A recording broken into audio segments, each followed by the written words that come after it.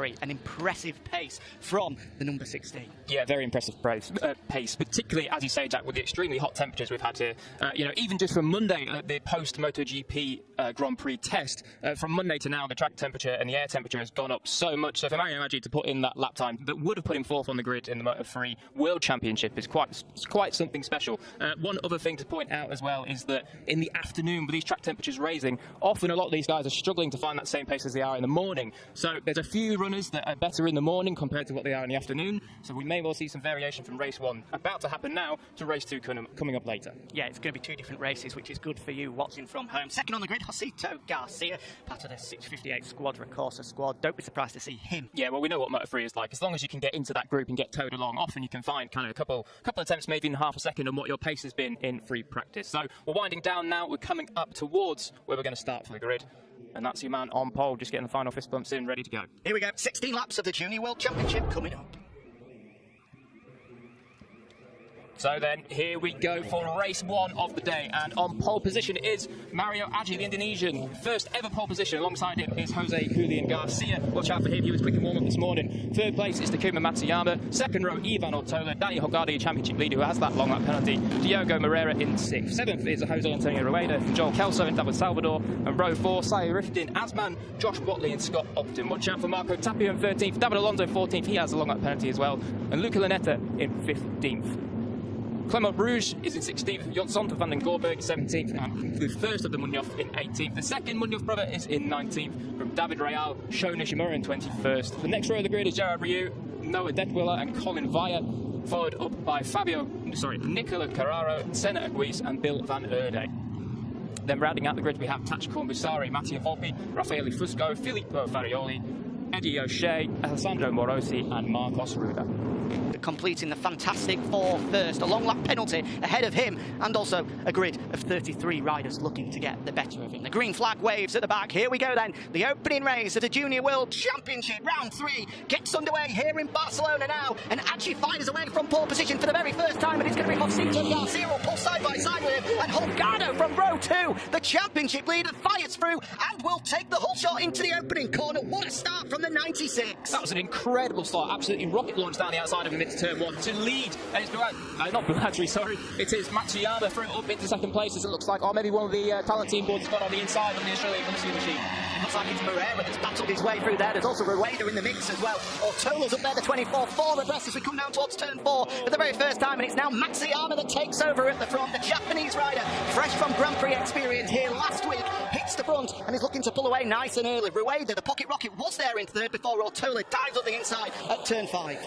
Yeah. Oh, someone's going to have 2 riders gone down. 3. One more in the gravel trap. Looks like one of the Husqvarna runners. Not too sure who the 2 are down there. Is that one of the MT Foundation bikes? It is one of the MT77 Foundation bikes. Could be further down the field, possibly Sho Nishimura. We'll get indication very shortly.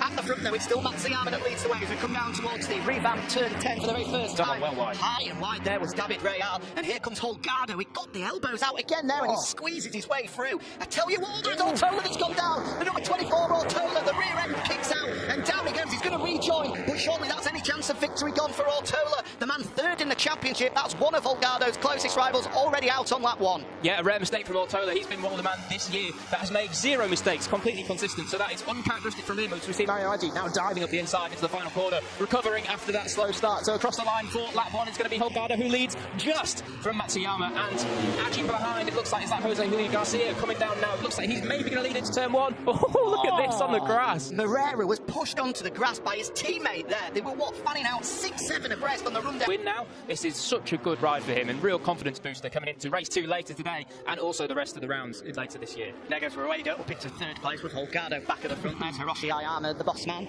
of the Honda Asia talent team, and obviously in the World Championship, well, keeping his eye on the likes of Ayagura, Yuki Kuni, and the rest as well, doing a great job. And I'm sure that both Ajit and Matsuyama, who's unfortunately crashed out if he's just joining us, will be making their way through into the World Championship paddock in the very near future, especially if they continue as they have done at the start of 2021, as Ajit hits the front once more. He's not bothered about leading his Ajit at the end of this lap, but look at that 4 abreast, and wow, who was that? That was Holgado being pushed all the way out. So championship leader, the man that's won 3 in a row, going for 4, he's all the way back in 6th. safe. He's got a lot of work to do now, and even for Holgado, this may well be too much. Well, he's got a target on his back as the championship leader, and you can see that there with both Australia Galicia boys, Asman and Rueda, nudging him out of the way. Asman has come from nowhere. He's sort of kept in the shadows of this leading group, but he's up there in fourth. He's just had third stolen away by the 17 of Daniel Munoz. Meanwhile, the fight for victory is down to these leading two, Mario Adji and David Munoz. Daniel Munoz there as well.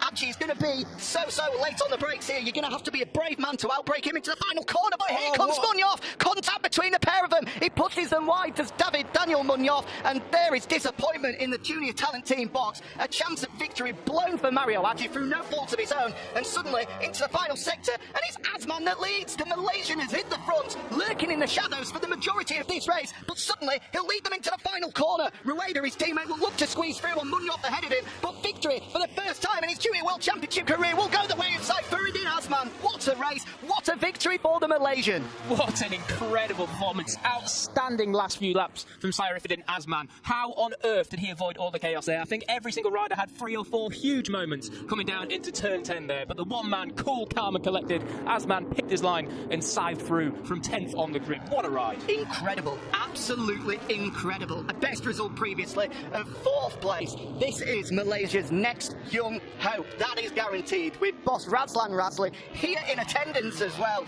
with the 6th squad on the side, having started a long way back on the grid. But he's battled his way through to hit the front 5th into turn 10, and somehow he's won the race. Incredible. Holgado, though, he will extend his championship lead, 4th place after a long lap penalty. I'm sure he will be disappointed not to have continued that winning streak, but the championship leader picking up a valuable 13 points, especially with the fact that his closest championship rival, David Salvador, couldn't see the checkered flag. And also a shout out for Ivan Altola, having crashed out in the early stages, did battle his way through to a top 10 finish, 6 points for him. But here are the celebrations in Park Ferme. Asman, understandably delighted with his first ever win. He's onto the podium for the 2nd time in recent memory, after taking a podium in Valencia in the Red Bull Rookies late last year. But this is the first time he's produced the goods in Repsol FIM CEV. Oh, problems on the cool-down lap for the man that's finished 2nd, David Munoz. I wonder what's happened there. I think that's just on the... where is that? Turn 11, I think, possibly maybe even turn 12. Well, somebody get that man a taxi, because we need to get him into Park Ferme and onto the podium.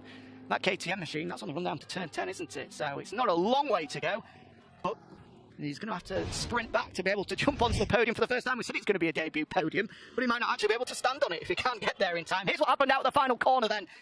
Asman, 5th into turn 10, picked up the pieces with Carnage in front of him, and it is a debut victory. Delight for him, delight in the Australia Galicia box as well.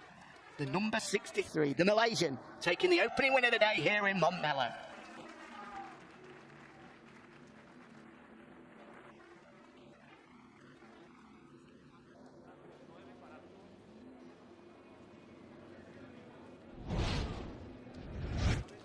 So there are all the Australia Galicia squad now, of course, not in the World Championship, but they're still continuing to provide the stars of the future.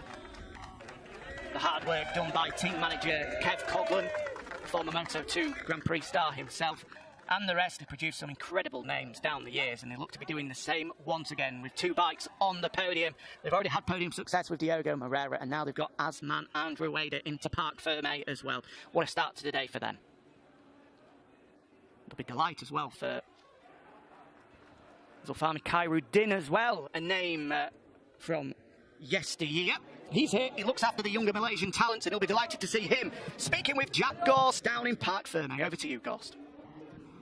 Saifuddin Asman, an incredible ride, your first victory in the Junior World Championship.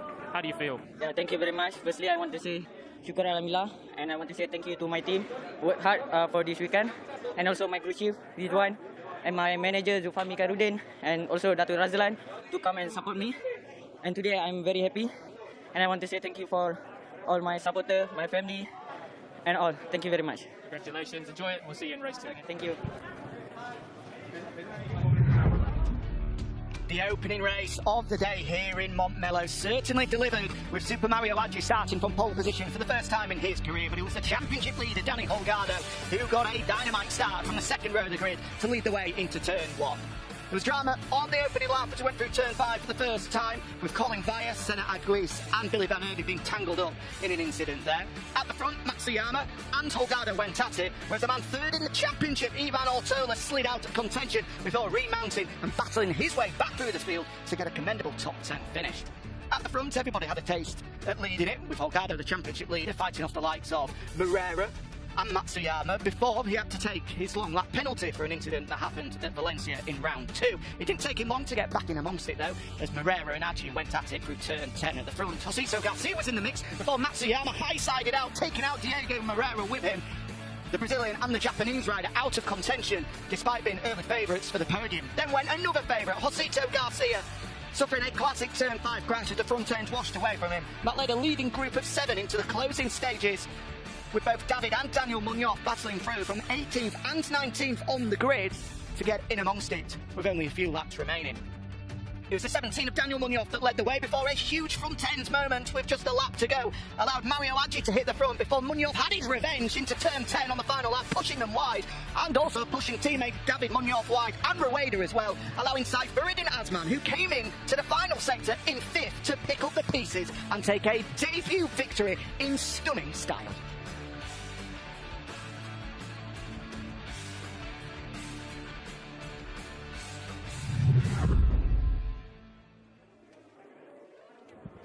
So here we go then. The top 3 coming out onto the podium, and what a race. I mean, incredible ride there from Saifuddin Azman. Quite rightly. We'll just let the announcer introduce the guys. I think the Spanish Fred Clark is just drowning us out at the moment, so we'll try speak over him.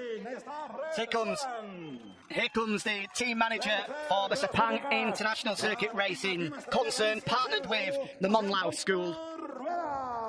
Onto the podium for the very first time is Jose Rueda, 3rd place for the diminutive Spaniard. It's another debut podium for David Munoz. He has made his way to the podium after breaking down on the cool-down lap. And for the first time in Junior World Championship history, it's victory for Saifuddin Azman.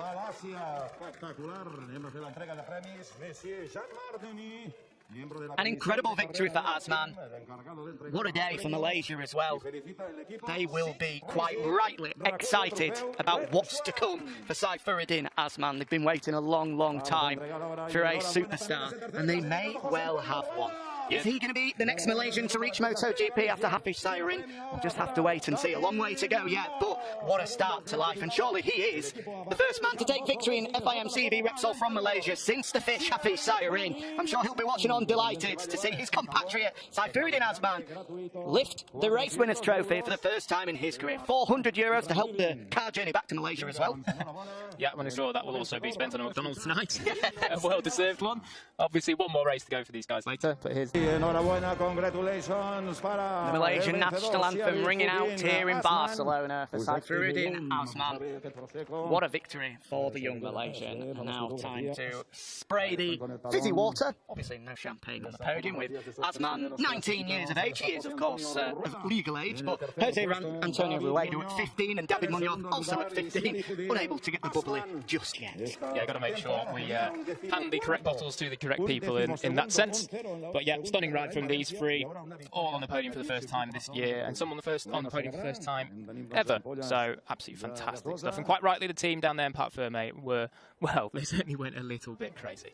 We'll take a look at the results very, very shortly indeed. Before we do, a big, big shout out to Scott Ogden, the 2019 British Talent Cup champion. A debut top 5 finish for the Brit. A brilliant ride for the Yorkshireman from Doncaster, up into the top 5 for the first time in his young career. Hopefully the first top 5 finish of many in the Junior World Championship. Hung in there and, as we said, picked up the pieces of a little bit of drama in front of him to take a career best finish. What a great, great performances. 2 performances to be proud of from both Scott Ogden and Josh Watley there to finish 5th and 9th in our opening race of the day. Here's the official confirmation of the results then. Saifuddin Azman taking the victory by a 10th ahead of David Munoz and Jose Rueda. Daniel Holgado stretches out his championship lead with a 4th place finish. A best ever finish for Scott Ogden, the Brit, ahead of Mario Adji. He'll be disappointed but he gets another go at it in a few hours' time. Daniel Munoz will look to have a similar impressive performance through from 18th on the grid. John Kelso sees a checkered flag for the first time this year in 8th. Josh Watley and Ivan Ortola. David Alonso, long lap penalty for him and taps Buasri as well. What a great ride from the Thai rider, starting 28th on the grid with a long lap penalty. Coming through to finish 12th is no mean feat. Great ride from the young Thai rider. Further down the field, the final points going away of Luca Lanetti, Gerard Rieu and David Ray Al. Eddie O'Shea there, 20 seconds for the young Brit. Of course, this is his debut here in the Junior World Championship, so plenty of time for him to grow and develop at just 14 years of age. On to the championship then, and it will be it will be Daniel Holgado that leads the way. 88 points to his name now from 4 races, and what an important finish that is, with David Salvador, Ivan Ortola second and third in the championship, crashing out in Salvador's place, and Ortola finishing 10th. Further down, Takuma Matsuyama, Sito Garcia all crashing out as well. But the day belongs so far ahead of race 2 to this man.